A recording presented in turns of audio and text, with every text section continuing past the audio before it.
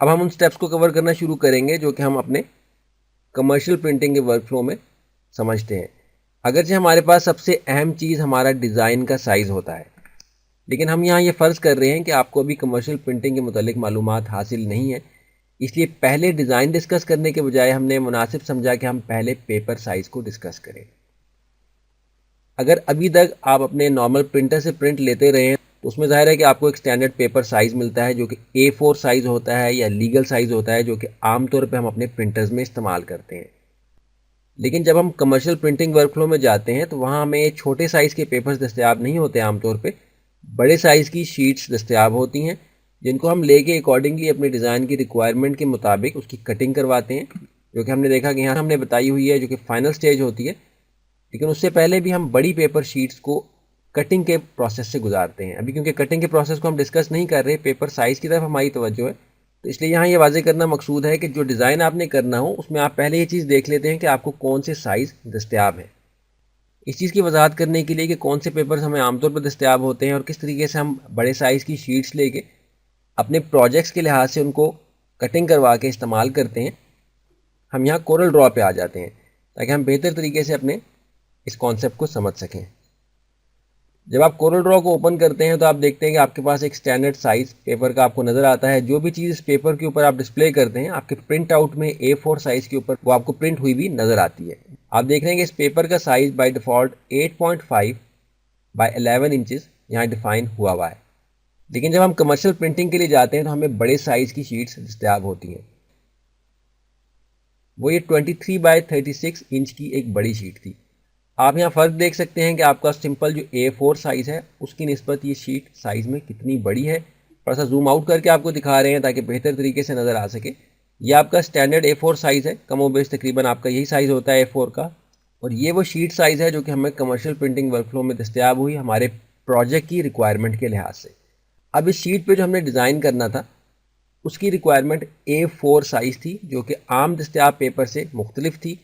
उसकी वजह यह है कि आम पेपर जो आपको दस्तयाब होता है वो नॉर्मल प्रिंटिंग का एक स्टैंडर्ड साइज़ है, लेकिन जब हम ऑफसेट प्रिंटिंग में बड़े पैमाने पे प्रिंट करते हैं तो उनके अपने स्टैंडर्ड साइजेस होते हैं, जिसके अकॉर्डिंगली बड़ी शीट्स आपको दस्तयाब होती हैं।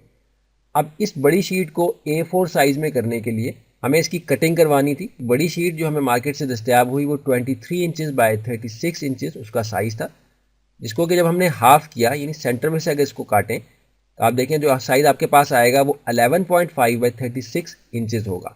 आप देख लें 23 इंचज़ का अगर आप हाफ़ करें, ज़ाहिर है कि 11.5 multiplied by 2 is equal to 23 inches होता है। तो इसलिए 11.5 बाई 36 इंच यानी 11.5 इंच की विड्थ और 36 इंच की हाइट अगर आप इस शीट को हाफ़ करें। इसको समझने के लिए आप देखें, अगर हम इसको ड्रैग करके यहाँ इसकी कॉपी करें तो आप देख रहे हैं कि ये शीट बिल्कुल हाफ साइज़ की है इस बड़ी शीट के। फिर इसको हाफ करने के बाद इस बड़े पेपर को 4 मज़ीद टुकड़ों में तकसीम किया जाएगा, जो कि 11.5 बाई 9 इंचज़ का होगा। यानी आप देख रहे हैं कि इसकी जो विड्थ है वो 11.5 है और इसकी हाइट जो है वो 9 इंचज़ है, जो कि चौथाई हिस्सा है इस बड़े पेपर के हिस्से का, जो कि हमने इस बड़ी शीट से कट किया था। यानी 50% इसका जो है वो 11.5 बाई 36 इंच था और 1/4 इसका जो है वो 11.5 बाई 9 इंच था।